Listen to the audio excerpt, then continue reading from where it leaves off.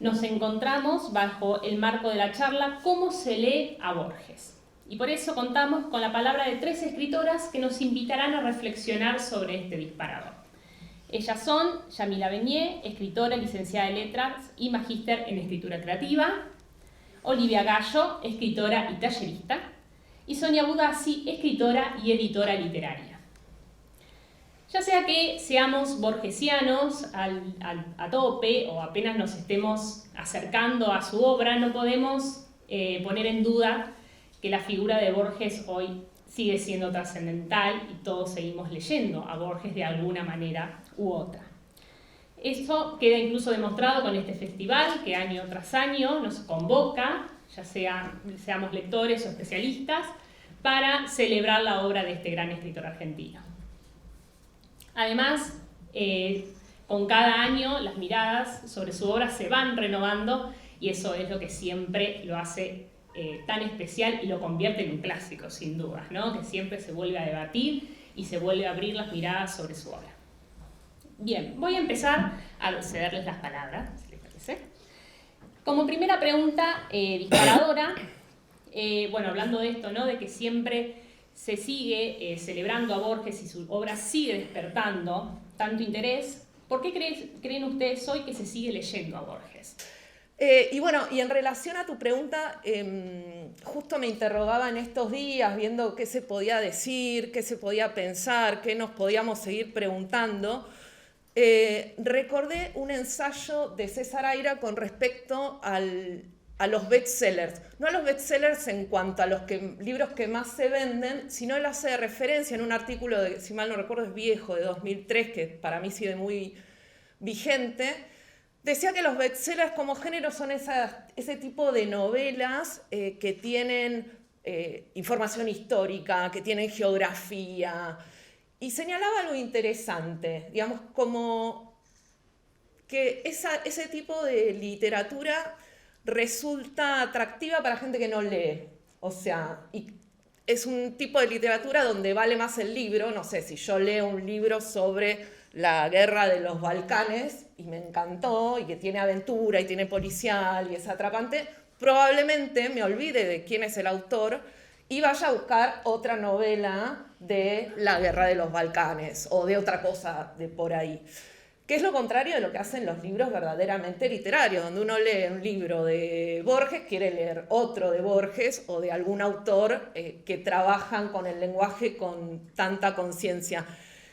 Y entonces me preguntaba, viendo que desde hace tantos años afloran tantos, y bueno, ayer hubo una mesa, precisamente, afloran tantos libros sobre Borges, si no estarían cayendo en esta cosa que Aira defiende, porque dice, hay mucha gente que ataca a los bestsellers porque dicen, atentan contra la cultura. Y él dice, no, porque acercan la lectura a personas que no leerían otra cosa y aprenden de matemática, aprenden de geografía, aprenden hasta de geopolítica y saben lo que quieren decir. O sea, y él cita a Humberto Eco con El nombre de la rosa. En cambio, los escritores de literatura probablemente no puedan manifestar esa intención y ese espacio seguro en donde la obra se planta, sino que todo es más volátil y nos vamos dando cuenta en el proceso.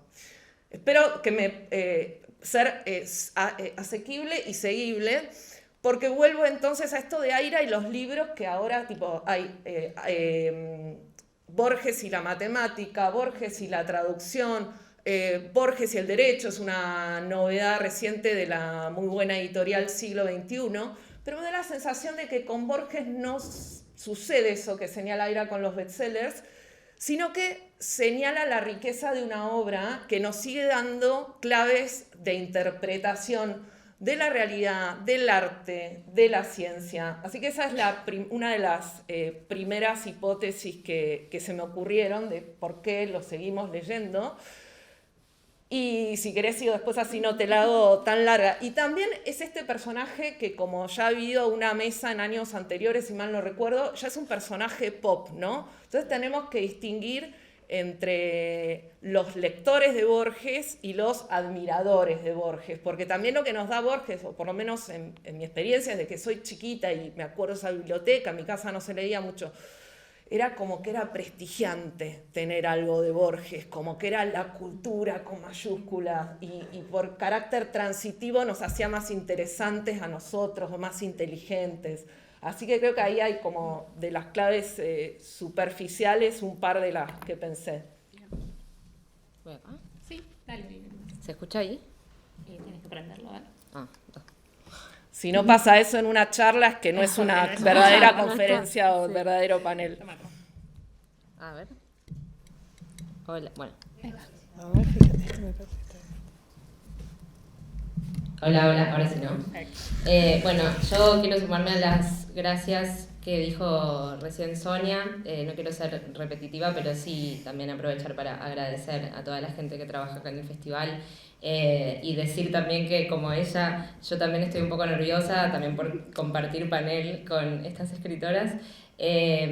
Y justo ayer, de casualidad, en serio fue de casualidad, estaba scrolleando Instagram y vi uno de esos videos cortitos como de TikTok, como esos fragmentitos, y era uno de Borges, que estaba sentado en un panel muy parecido a este, y una periodista le pregunta por la intertextualidad en sus textos, y él dice, ¿la inter qué? Como hay algo ahí, como, y hace un chiste como, no, yo tantas sílabas no puedo seguir, bueno, hace un comentario así, y eso me tranquilizó un poco, y creo que es algo que a mí me pasa siempre con Borges, que siempre es alguien que por un lado me apabulla, por esto también que decía Sonia, ¿no? Por ser esta gran figura, y de hecho la figura de la literatura argentina, y entonces tiene todo ese lugar canónico. Pero a la vez, cuando lo veo y cuando lo leo, hay algo en él que me parece muy accesible, a pesar de tener un montón de complejidades, ¿no? En su literatura y en sus ensayos o lo que sea.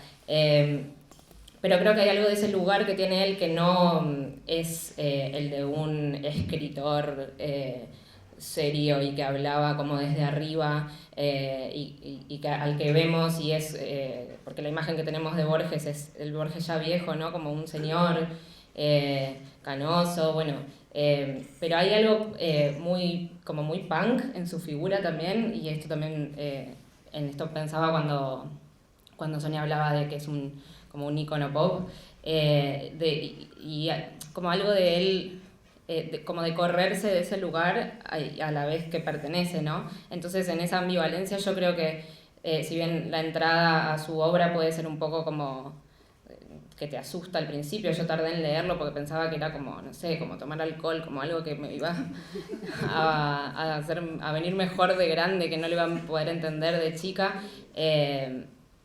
pero a la vez tiene eso muy, como una visión de la literatura muy horizontal y muy pura, como muy juguetona, y se reía y decía que los libros, le decía a sus alumnos que no leyeran los libros que les aburrían. No sé, hay algo de él como figura también que está y no está, y creo que eso es divertido, y en su obra también aparece un poco lo mismo, ¿no? Como que es este gran escritor, una de las figuras no solo de acá, sino de la literatura universal, que trabajó como formas breves y todo el tiempo estaba nominado al Nobel y nunca se lo daban. Bueno, hay algo como de que se escapa, que creo que es muy atrapante y sigue siendo muy atrapante. Hola, buenas tardes a todos. Bueno, también me sumo y a los agradecimientos. Muchas gracias a las organizadoras, a todos, a todas por estar acá. A la coordinadora también muchas gracias. Y también coincido plenamente en el nerviosismo y también en el placer, ¿no? De poder pensar por qué leemos a Borges ahora. Y creo que el nerviosismo está justificado porque es esta gran velarga, ¿no? De la literatura argentina, pero a la vez está buenísimo que podamos encarar el pensamiento acerca de Borges con una mirada nueva, con una desprejuiciadamente, sea tan mítico el juicio como sea, o sea, tan académico como sea, liberarnos un poco de eso, y creo que para eso estamos acá. Y en cuanto a por qué lo seguimos leyendo, creo que, digamos, por supuesto, ¿no? Hay un montón de cosas que se pueden pensar, pero creo que tiene algo la obra de Borges, que esto uno a veces espera, ¿no?, para leer a Borges, pero creo que la escritura de Borges, la literatura de Borges también espera, y viene esperando, ¿no? Espera a que llegue este momento, que de repente cada uno, cada una pueda leerlo y encontrar en Borges qué nos habla a nosotros, a nosotras, qué cuento sí, qué cuento no. Puede no gustarme un cuento de Borges, puede no cerrarme un final. En ese sentido, creo que la literatura de Borges espera y está ahí para que podamos volver, podamos volver no solo nosotras como individuos a lo largo de nuestra vida, sino como generaciones, ¿no? 10 años pasan, mis papás lo leyeron de un modo, yo lo leo de otro, quizá mi hijo lo leerá de otro, y en ese sentido, digo, también se configura un clásico, ¿no? Es una obra que espera, porque tiene la cualidad para esperar, porque hay algo adentro que no se terminó de descifrar, y porque tiene esta frescura, ¿no? Que aparentemente no estaría en primer plano, lo cual podemos discutir, ¿no? Y que quiere ser develada. Creo que hay algo por ese lado, por la cualidad de condensación, de agujero negro que tiene la obra de Borges, que es esto, que nos estamos rondando ahí todo el tiempo, y nos espera que lleguemos a comunicarnos de un modo más directo con esos textos. Bueno, me encanta que todas trajeron a Borges a la mesa. Un poco pensando en esto, bueno, de que todas hablaron de cierto pudor, miedo o respeto hacia la obra de Borges, pero ¿por dónde empezaron a leerlo? Un poco también para ayudar a la gente que todavía no se anima. ¿Por dónde empezamos? Bien. Bueno, en mi caso, y hace un tiempo tuve la suerte de presentar las obras completas en Shanghai, que se traducían por primera vez todas al chino. Y también me hacían este tipo de preguntas y me generó también esa cosa que tienen esto, la particularidad, ¿no?, de un clásico, que acá ya se están manejando las tensiones que tienen que ver entre la canonización, que nos puede volver un escritor o un prócer, y la frescura de los que tienen pocos clásicos, ¿no?, que tienen esta calidad. Me acordaba de una categoría que menciona Daniel Link, el crítico, en alguna de sus clases que fueron publicadas por Editorial Entropía, y él hablaba sobre que la literatura se iba al museo, es decir, se iba a la academia, que en la academia se estudiaban a los clásicos, a la literatura vieja, y que el periodismo cultural se encargaba de la novedad. Y yo creo que Borges reúne estas dos, o sea, da bien en todos lados con esta utilidad, porque además es uno de los que ha puesto de manifiesto esta cuestión que después ha sido tan hablada de la hibridación y el estallido de los géneros. Hay cuentos de Borges que son ensayos, hay poemas que son narrativos. Entonces creo que ahí hay una riqueza intrínseca. En mi caso, que creo que, y estuve preguntando a colegas de mi generación y también más jóvenes, estaba esa cuestión de la biblioteca. En los 80, en los 90 empezaron a salir, no sé si recuerdan, en fascículos bastante accesibles, en libros de ediciones de bolsillo, en libros que se vendían coleccionables en mi caso eran en la Nueva del Bahía Blanca, yo soy de ahí, acá por el diario La Nación. Entonces empezó a hacer algo como muy culto, muy erudito, donde uno se quedaba abismada ante la calidad de políglata de Borges, pero al mismo tiempo era algo a lo que se podía acceder. Entonces uno tenía esa relación ambivalente de que era el mármol, pero al mismo tiempo esos libros medio mal cocidos que podíamos llegar a tener. Y por otro lado, su presencia mediática también nos ayudaba a descubrir un Borges con esto que mencionaba Olivia, con sentido del humor, ¿no? Que creo que es una de las grandes características también de su obra. Pero creo que hay dos pasos en los que cuando lo empezamos a leer, en lo que concluyo es que nos ayuda a salir de las falsas dicotomías. Yo me acuerdo que en la secundaria yo fui a un colegio público normal y era como, vamos a leer a Borges, ¿viste? La poesía. No habíamos leído poesía nunca, no entendíamos nada. Y después que ibas creciendo, o sea, esa mirada escolar se volvía un poco canchera, porque cuando empezamos a darnos cuenta que queríamos dedicarnos a la literatura, te decían los grandes, ¿y leíste a Borges? Sí, los cuentos de los compadritos. Pero me faltan los filosóficos. Nada, en esa cuestión que eran las categorías escindidas de nuestra inexperiencia de lectura de aquel momento. Y después también se daba esta cuestión de después qué nos pasaba, y que es algo que para mí todavía sigue siendo conmovedora y muy contemporánea, con esta cosa de lo global y cercano que tiene Borges. Los profesores nos solían decir una frase que se le atribuye a Tolstoy, que me da vergüenza también hablar de Tolstoy, que está Silvia Parraguirre, que tiene ese libro último maravilloso sobre las clases de literatura rusa, bueno, que se le atribuye a Borges, pero no lo pude chequear, que es pinta tu aldea y pintarás el mundo. Entonces lo teníamos asociado de que, bueno, lo que me quieren decir es que escriba del barrio de mi casa y de la panadera, no que escriba de las pirámides de Egipto y la filosofía oriental.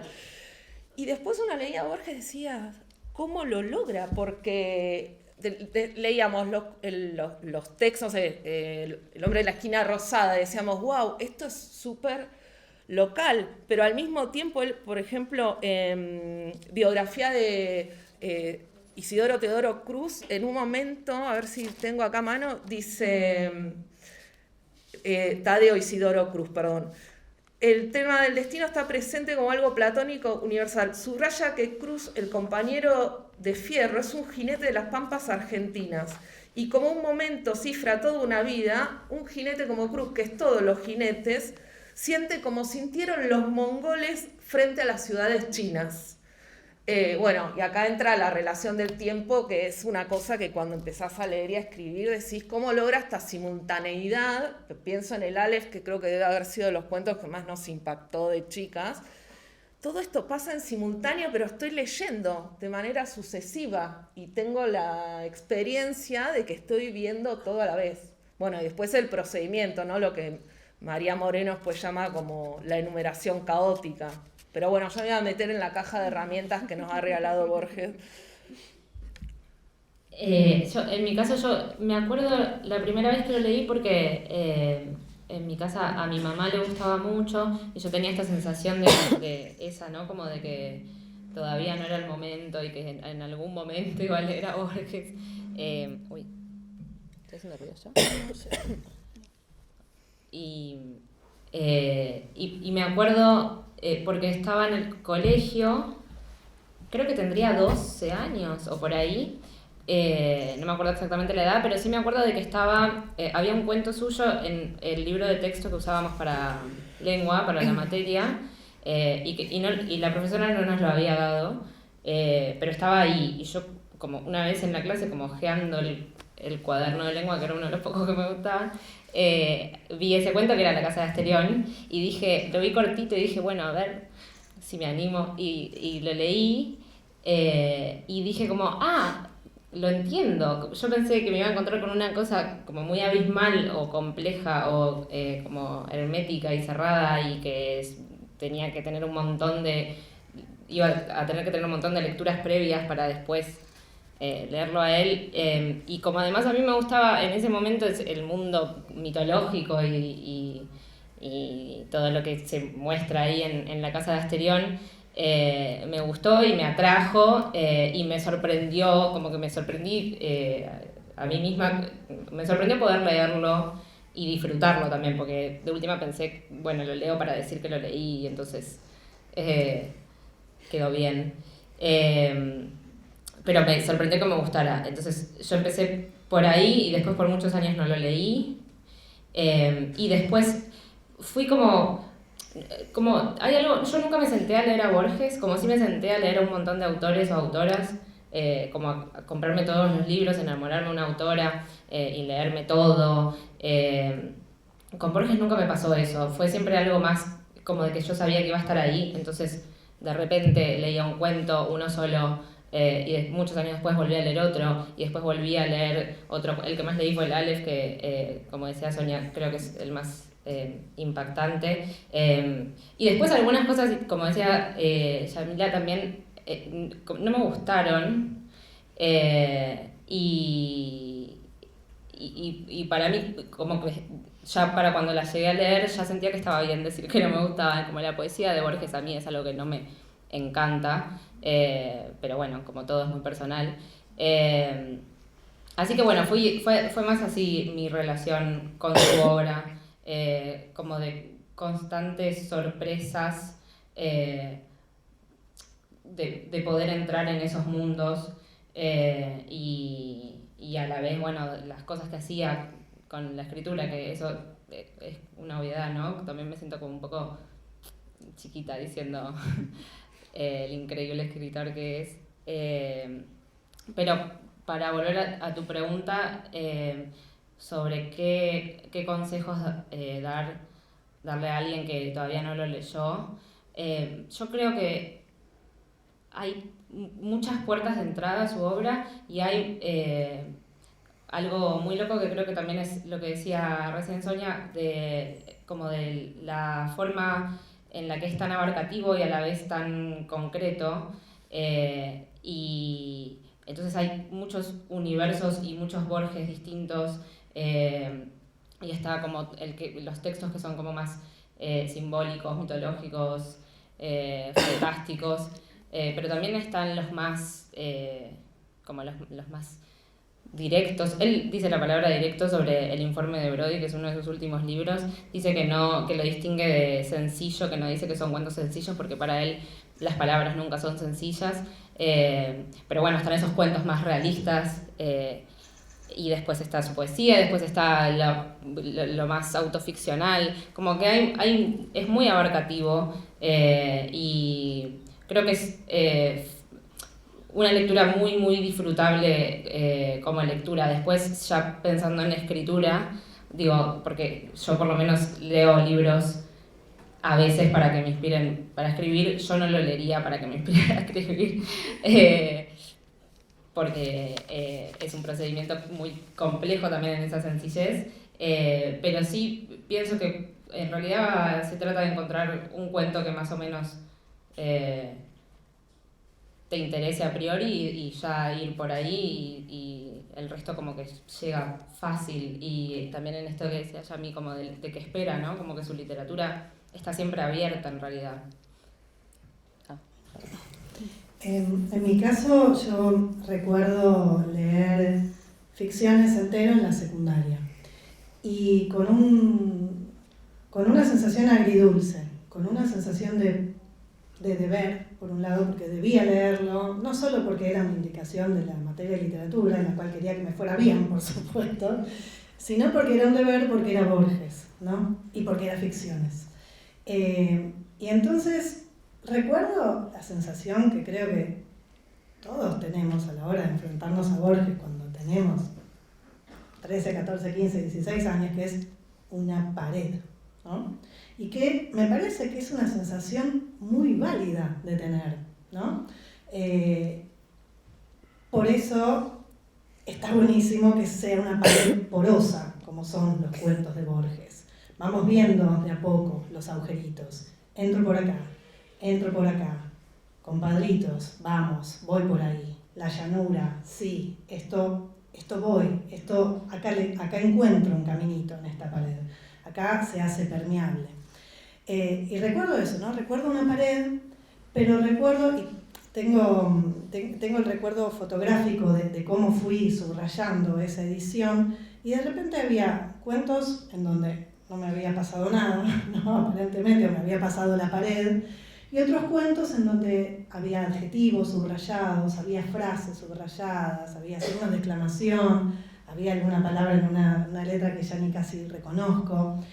Entonces había pared, pero también había eso, ¿no? Como el reconocimiento de, bueno, de esto me puedo agarrar, este pedacito sí, este pedacito sí.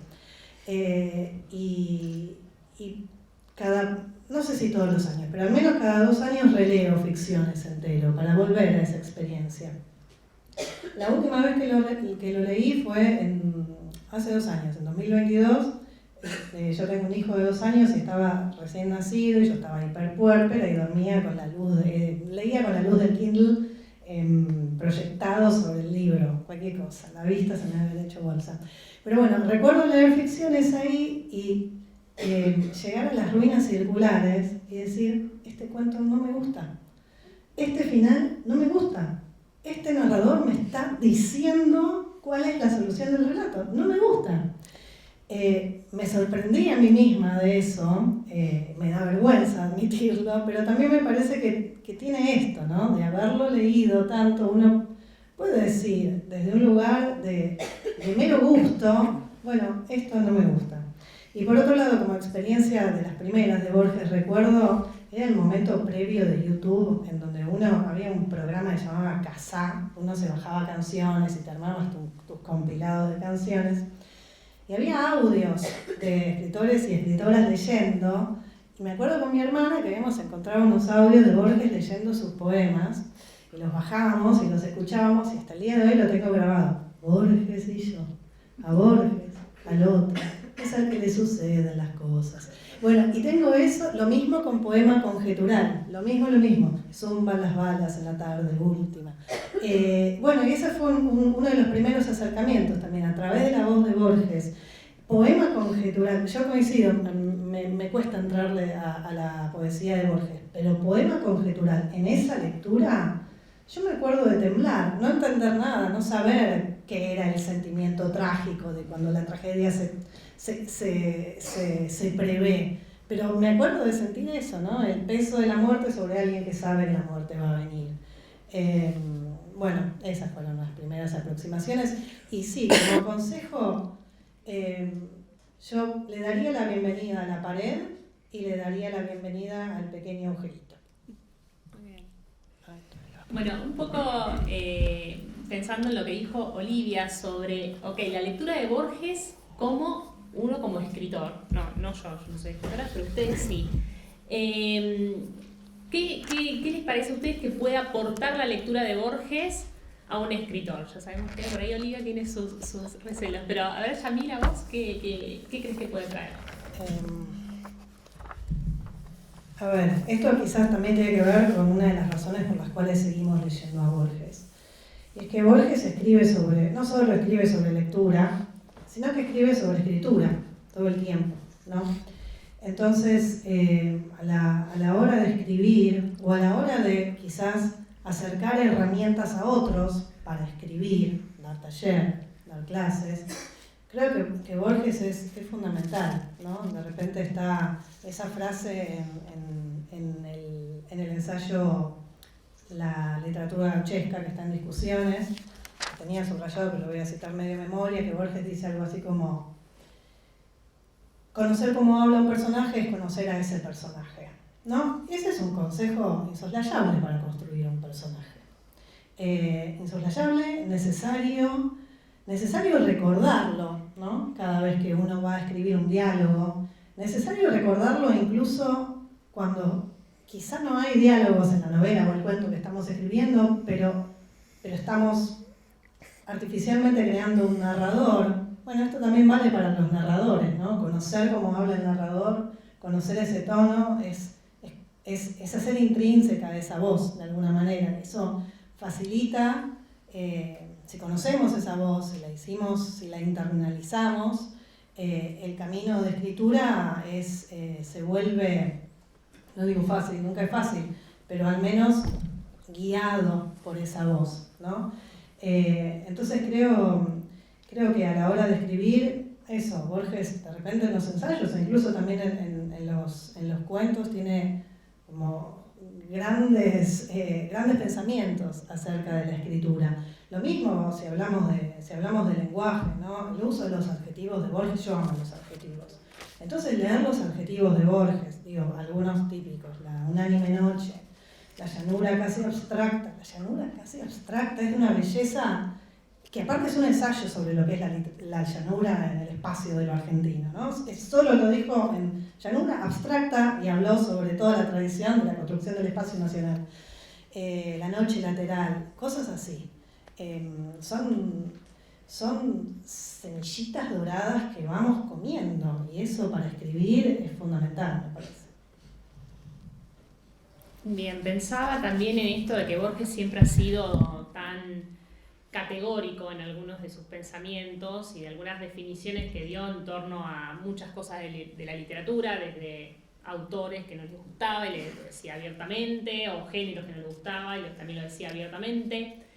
¿Creen que aún influye esa mirada de Borges un poco, como esos mitos que él ha creado, perduran en la producción literaria actual, por ejemplo?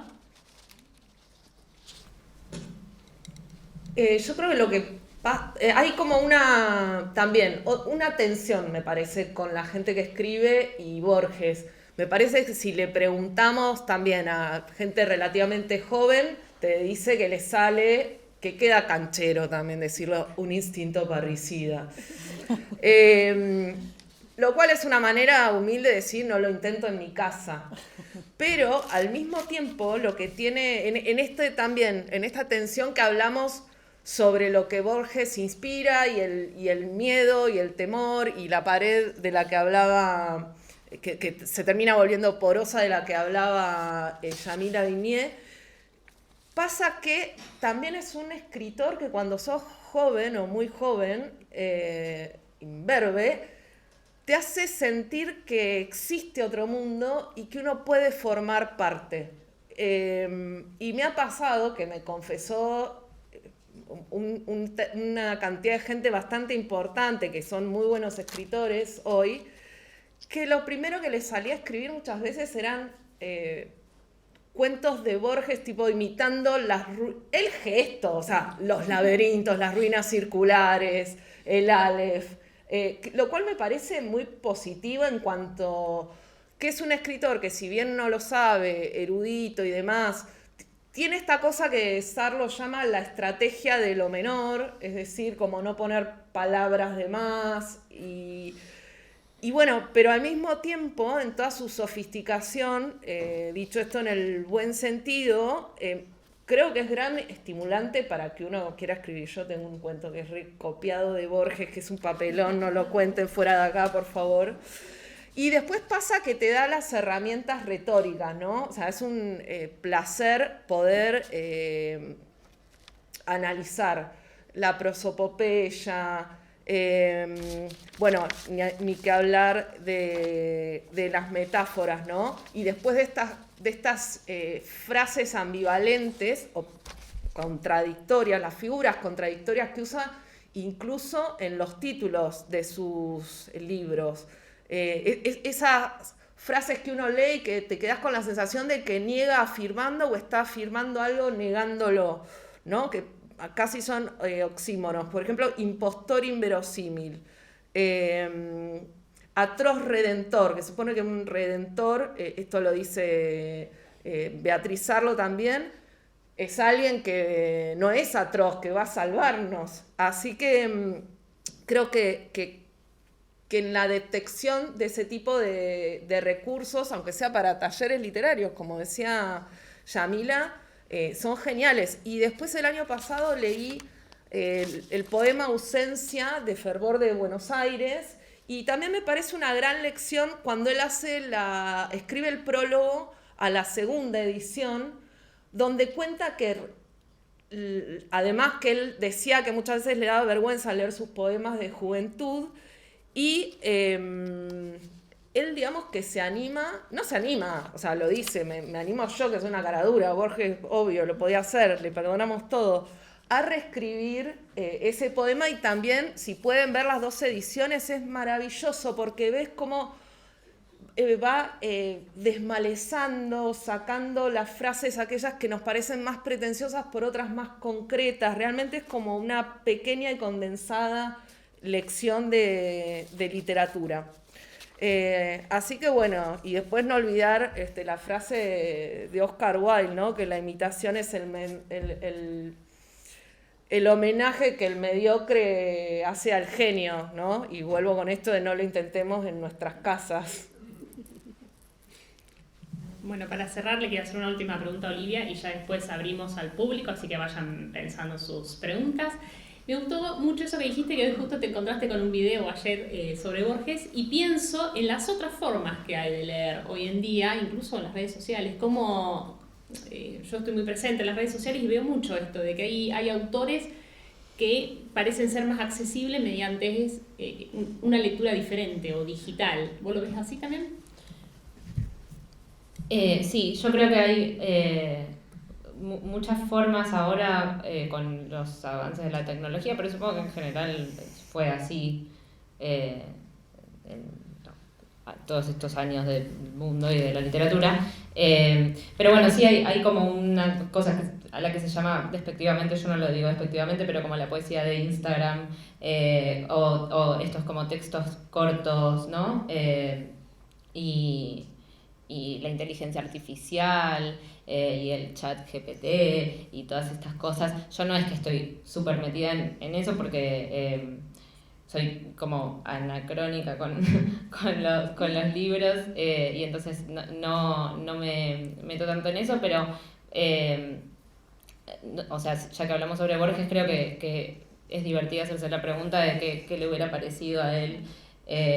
Y me parece que en esto que él decía o sugería sobre los textos y cómo está todo escrito y cómo se puede reescribir todo el tiempo más que escribir realmente, hay algo ahí interesante que se puede usar o no, se puede prescindir de eso. Yo no como que no pienso en la tecnología cuando pienso en literatura, pero entiendo que hay gente que sí, y un poco retomando esto que decía Sonia del ensayo de Aira sobre los bestsellers, cualquier forma cualquier cosa que acerque la lectura a la gente por distintos lados, siento que digo, no me opongo, no me enojo cuando, no sé, hay gente que se enoja un poco más con las como con la inteligencia artificial o estas cosas inmiscuyéndose en la literatura. Yo no pienso que tenga que ser un problema sí o sí, aunque yo no acceda a la literatura de esa manera. Pero bueno, sí, pienso que se lee de nuevas maneras y a la vez se lee siempre igual, ¿no? Como es una actividad tan vieja y que se hace hace tanto tiempo, que al final lo que se busca en los textos creo que es lo de siempre y según la persona eso cambiará, pero persiste en la actividad de leer, me parece. Bueno, perfecto, muchísimas gracias, ha sido un gusto escucharlas. Y bueno, si alguien quiere hacer preguntas. Pregunto a cada una de ustedes tres, ¿qué rasgo de la escritura de Borges la sigue sorprendiendo o creen todavía que está tan explorado, sobre el cual se tienen que hacer preguntas? ¿Quién quiere arrancar? Bueno, yo vuelvo a esto, ¿no? Sobre está súper explorado, seguro mucho más de lo que pueda yo saber en mi vida entera. Pero a mí lo que me fascina es esto, ¿no? El trabajo de orfebrería con la lengua, el adjetivo, la figura retórica, como de repente esto, en una simple formación de sustantivo y adjetivo hay toda una trama por detrás. Eso requiere un nivel de control por un lado y de manejo de la lengua, de inteligencia por el otro, de conocimiento del diccionario, pero al nivel que lo hace Borges, que parece que lo leemos totalmente orgánico, no hay ahí algo que nos resuene artificial, sino que se vuelve un mamífero esa lengua, ¿no? Entonces, bueno, a mí me fascina eso. Yo comparto lo que dijo recién Yamila, pero además sumo que hay algo que él hace que para mí es muy atrapante, que es cómo escribe sin estar escribiendo. Es raro lo que estoy diciendo y quizá no lo puedo elaborar, pero justo hoy, antes de venir, releí el prólogo a Historia Universal de la Infamia, y ahí él dice algo sobre cómo en realidad es un prólogo que él escribió como 20 años después, en los 50, en una reedición, y ahí dice algo así como que él en realidad no es alguien que escribe cuentos, que él es un tímido que quiso escribir cuentos y no pudo, y entonces lo que terminó haciendo fue agarrando historias y tergiversándolas y falseándolas. Y como en eso tan sencillo que dice, yo reconozco su obra, ¿no? Y a la vez es tan compleja, entonces hay algo ahí de cómo hace esto, que es lo que siempre a mí más me maravilla y lo que más me hace preguntarme sobre su escritura. Después también en los talleres, y en esto que decíamos y que hablábamos antes de sobre si está bueno leer a Borges para escribir, pienso en algo que dice Fabián Casas siempre, que es que hay que robar los procedimientos mentales de los escritores más que lo que se ve a primera vista de los escritores. Y entonces en mis talleres, en los talleres que yo doy, hay veces que decimos como, bueno, esto es solo Borges, como de repente cuando hay un adjetivo así muy estrafalario, o no sé, laberintos o cosas así, como esto déjaselo a él, pero algo del procedimiento mental de su escritura que también comparto, cómo elige los adjetivos como si estuviera buscando perlas en la arena y entonces las encuentra, o en cómo cómo personifica a sus personajes con dos cosas a veces, con una forma de hablar o con una sola palabra. Entonces creo que eso es lo que siempre me hace preguntarme por su escritura cuando lo leo. Bien, para complementar o intentar complementar un poquito lo que decían las chicas, con lo cual acuerdo, yo creo que una de las cuestiones que más me sorprendieron en su momento y me siguen sorprendiendo, se las debo a un profesor, José Luis de Diego, que en una maestría en la Facultad de Letras de la UBA nos enseñó con maestría cómo es esa... eso que nosotros intuitivamente, y queriendo leer, no intuitivamente, sino críticamente, esta distinción entre, bueno, hablar de Borges como lector y como investigadoras o críticas literarias, que tenemos muchas más prerrogativas e investigaciones para hacer, nos enseñó cómo estos procedimientos, como la intertextualidad, el tema del hipervínculo, ya estaba todo en su imaginación, y aportó un bagaje espectacular no digo nada nuevo, estoy hablando de mi subjetividad, que a mí al día de hoy no lo puedo creer que eso exista, contando una historia, o sea, sin ser pretencioso. O sea, ser inteligente no implica ser pretencioso, y manejar ese nivel de lectura, que además nos dan herramientas de crítica literaria, me parece realmente admirable, y es lo que más valoro en la obra de Borges en lo personal. Gracias, re linda tu pregunta. Bien, ¿quién más se anima? Yo quiero preguntar, tomando el texto que ustedes ponen ahí, que dice, ¿cómo se lee hoy a Borges? Y perdón que me tomo este privilegio, digamos.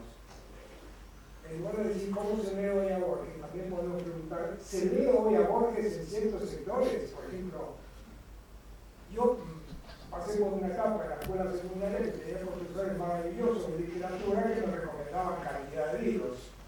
Incluso tenía amigos que eran mucho más inteligentes que yo y también me recomendaban lectura. Me da la impresión de que hoy ese ambiente no lo veo muy, por lo menos a ese nivel. Incluso creo que hay ciertos prejuicios, incluso políticos, para difundir a Borges a nivel mediático, digamos, ¿no? De modo que eso lo veo como un obstáculo para que realmente la figura, la lectura de Borges sea realmente libre, no accesible, porque es accesible, hay muchos medios. Pero me da la impresión de que hay un sector que ha quedado como huérfano de ese privilegio maravilloso de Borges, ¿no? Sobre todo en ese sector, yo digo, de la juventud, que sabemos, porque se han hecho estudios, que realmente no escriben, no alcanzan a escribir muy bien, y eso justamente porque está ese vacío de la falta de lectura, ¿no?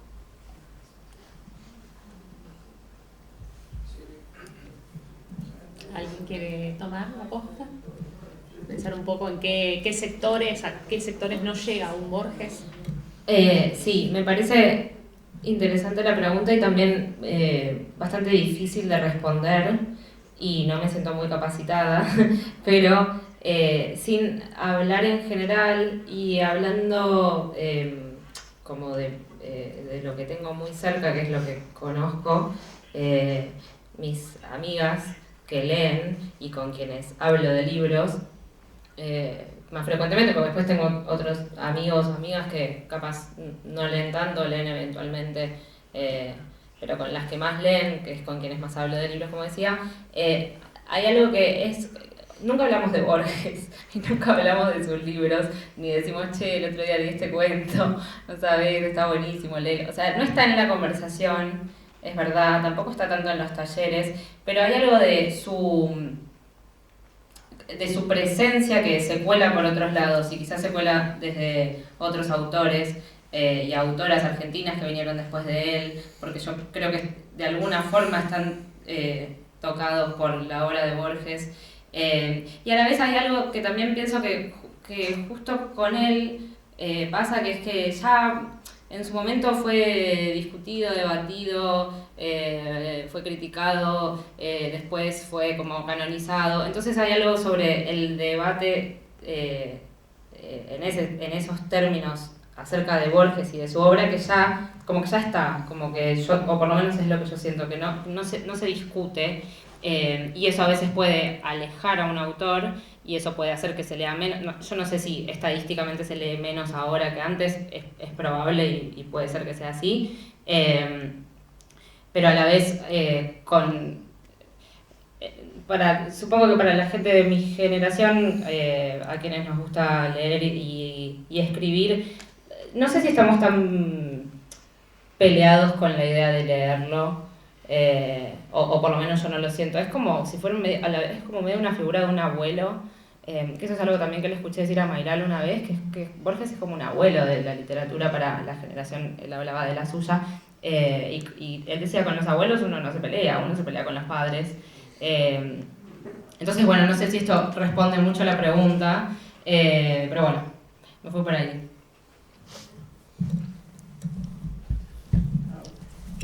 Para sumar confusión al asunto, yo tampoco tengo certezas, pero también observo que en primer lugar siempre fue bastante minoritaria la actividad de la lectura, que ahora también hay muchos más estímulos, lo cual puede ser una verdad de perogrullo, pero para mí compite el entretenimiento, que antes solo teníamos los libros, digamos, y la radio, qué sé yo, y los que tenían tele.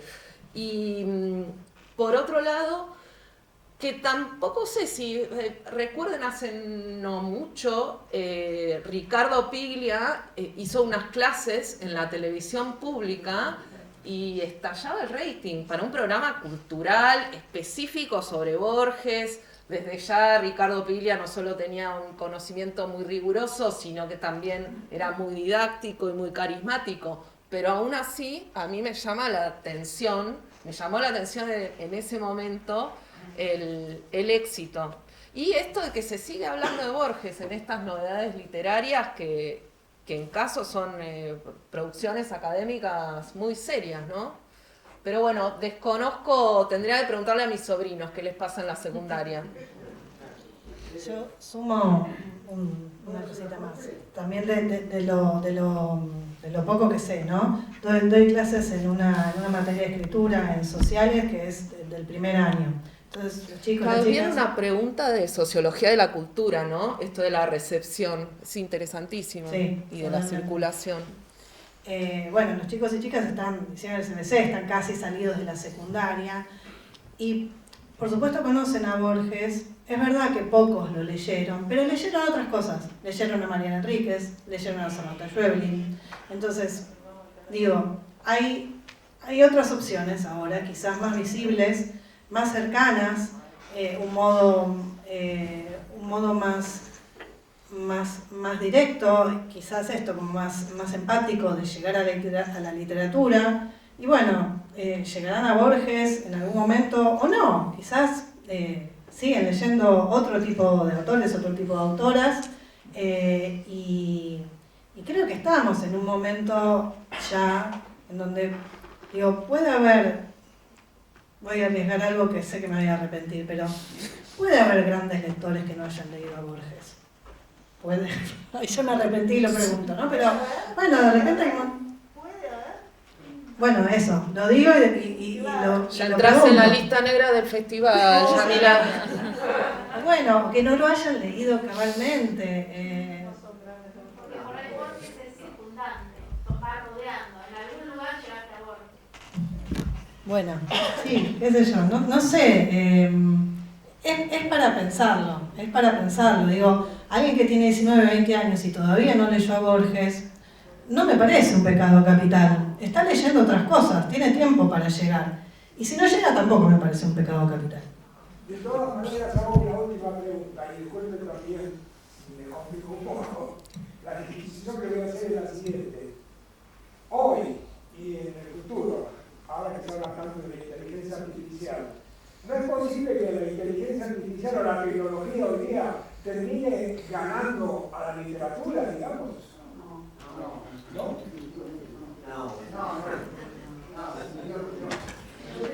Sí, a ver, vamos a organizarnos. Sí, el señor había pedido la palabra. Un aporte, en algún momento creo que el señor del fondo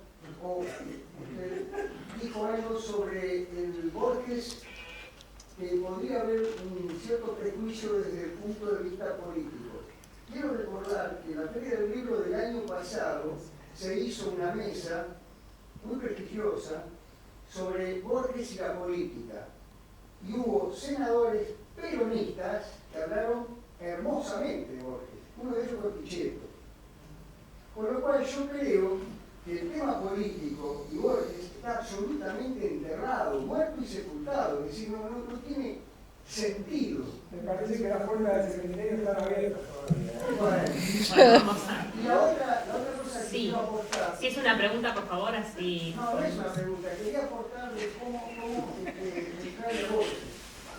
Yo soy ingeniero. Cuando hice el curso de ingeniería, el curso de acceso a la ingeniería de ingreso, una de las materias era leer el sur y Casa Tomada. 2.500 tipos que nos presentaron, muchachos, debimos leer a Borges. Y ahí yo lo conocí. Bueno, muy bien. ¿Tenemos tiempo para alguna pregunta más? ¿Sí? ¿Alguien quiere sumar? ¿Sí? Primero que me encantó la mesa. Sinceramente estuvieron fantásticas.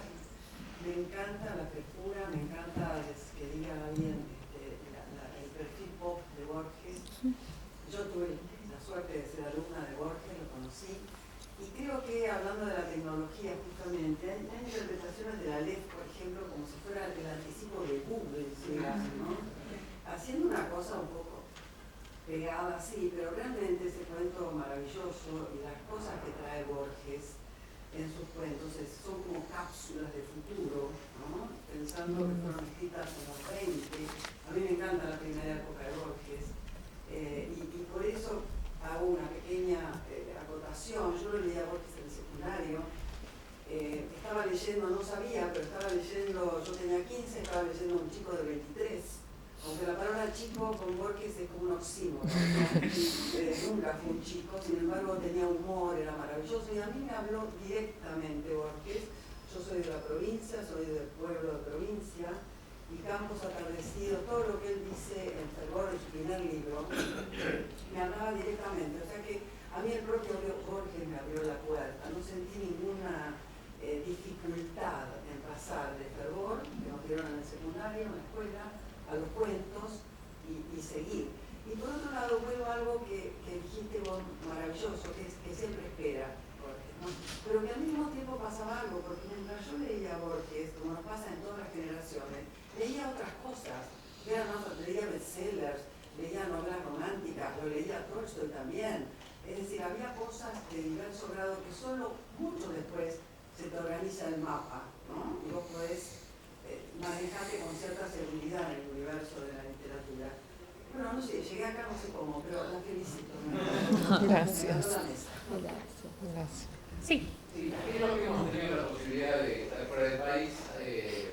Individuos argentinos queremos sobresalir, algunos nombramos a Messi, algunos más grandes nombramos a Maradona y algunos más complejos nombramos a Borges. Con respecto a Borges, algunos me dicen, bueno, Borges es universal, y otros me dicen, Borges no parece argentino. La pregunta es, ¿dónde ven la argentinidad de Borges? Más allá de los cuentos de Manero, de los ligueros y todo eso. ¿Por dónde se lo puede agarrar como argentino? Yo lo que puedo recomendar es la conferencia de Beatriz Sarlo, que creo que fue de la edición pasada o la anterior del festival, que se llama Borges en las orillas, y hace un análisis muy interesante del criollismo en Borges y cómo como ese sector le llama la atención y elude, por ejemplo, lo que son los personajes de los migrantes, que es algo que yo no había notado, lo di como por sentado. Y qué decir, las descripciones de Buenos Aires también, que son muy, digamos, uno puede hacerse un mapa de los lugares que describe él, más que, o sea, es argentino, pero también es muy porteño, me parece. Quizás es mi deficiencia de lectura yo al ser de otra ciudad. Pero esa conferencia me parece muy iluminadora al respecto. Y por mi parte tengo esas dos cositas, digamos, para señalar personajes que no son migrantes, digamos, que no cumplen con el mito del crisol de razas. Y por otro lado, estas geografías que él describe también y esta suerte de nostalgia, no sé si termina de ser nostalgia, pero de una ciudad a la que él llega y que está en esa transición de convertirse en una ciudad moderna, pero que al mismo tiempo hay una oración que no la voy a citar textual, dice, hay una cuadra que no tiene vereda enfrente, es decir, que no tiene un edificio o casas construidas. Es como estaba la ciudad, pero el campo ahí nomás, que ahora para estar en el campo tenemos que andar.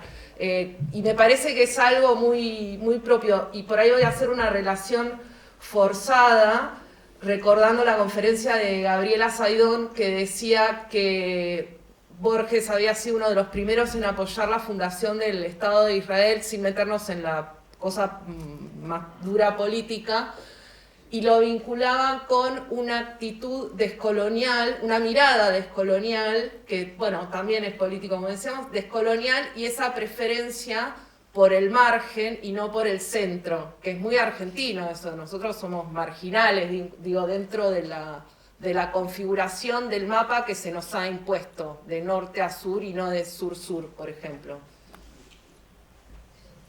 Yo quería sumar a lo que dice Sonia un artículo, creo que en una conferencia de Josefina Ludmer, en donde también habla de esta marginalidad y lo compara con Joyce en ese sentido, habla de la periferia de un imperio como el lugar de Borges. Y una vez, esto es una anécdota personal, yo trabajaba en una feria del libro hace unos años, antes de la pandemia, y justo ese año estaba como invitado en otro stand en el lado donde yo trabajaba, Richard Ford, que es un autor norteamericano, y fui a que me firmara un libro, y de paso le pregunté por Borges un poco en esta cosa que tenemos los argentinos, que queremos que nos elogien a nuestros íconos. Y Richard Ford me dijo, cuando lo leí pensé que le encantaba y todo eso, y me dijo cuando lo leí sentí que no era de ninguna parte. Entonces yo creo que en su obra y entre todas estas contradicciones de las que ya hablamos también está eso de lo universal frente a lo a lo propio, ¿no? Y creo que al ser también él muy... como hay algo que yo detecto en Borges de una especie de fidelidad a él mismo. Ya sé que suena un poco cliché esta frase, pero hay algo de él de seguir sus obsesiones y de ir a fondo con las cosas que le interesaban. Alguna vez él dijo que él en realidad solo escribió de 1 o 2 temas que los obsesionaban durante todos los años en los que escribió, y que él se consideraba monotemático, pero en esa fidelidad y también en la forma de prestar atención a las palabras y al mundo y a lo que lo rodea, ahí es donde inevitablemente, no creo que fuera algo como a propósito, no lo sé, esto tendría que decirlo Borges, pero no creo que fuera algo a propósito como marcar la argentinidad o marcar el espacio, sino algo que no pudo evitar probablemente, y entonces a la vez que parece que salió de ninguna parte, es muy argentino para mí. Y es verdad esto, ¿no? Muy porteño incluso, más aún. Eso. Perdón, ¿se podría decir entonces que Borges es el típico habitante de una ciudad puerto que está afectado por ese cosmopolitismo? No lo sé. Lo pensaría más como escritor, ¿no?, que como habitante.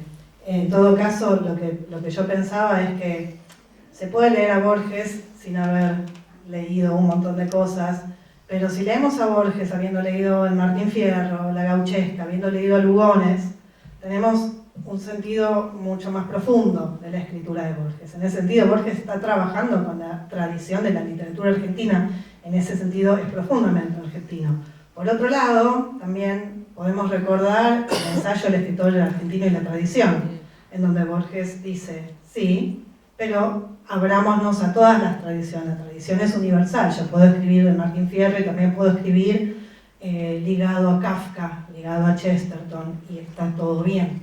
Entonces hay una justificación interna de esa universalidad de Borges. Él la pensó, él la concibió así, y eso también es tan atrapante de Borges, que cualquier cosa que parecemos pensar de él pareció pensarla antes de sí mismo, ¿no? Bueno, eso. Bueno, les agradecemos a todos por haber estado acá.